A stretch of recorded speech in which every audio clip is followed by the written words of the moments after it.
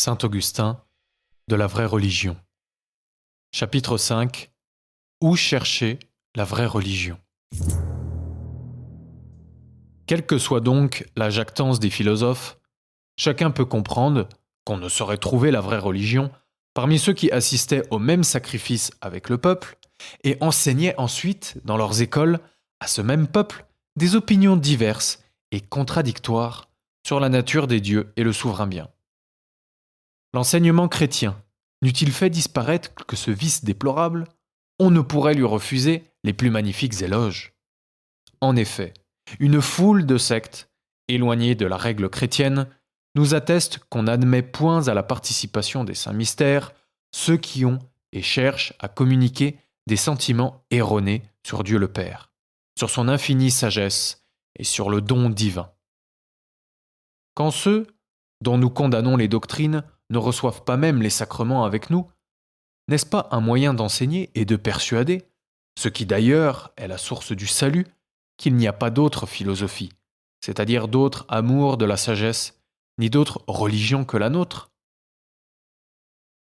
Cette séparation est moins frappante dans ceux qui veulent avoir aussi des rites différents des nôtres, comme ces je ne sais qui que l'on nomme des serpentins, comme les manichéens et plusieurs autres.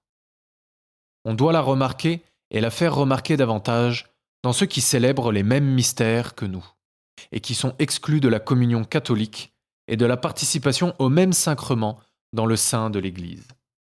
Parce qu'ils se sont écartés de nos croyances et obstinément défendu leurs erreurs, plutôt que de les abjurer sans retour, ils ont mérité de recevoir des dénominations propres et de former des assemblées particulières qui les distinguent jusque dans leur culte réprouvé.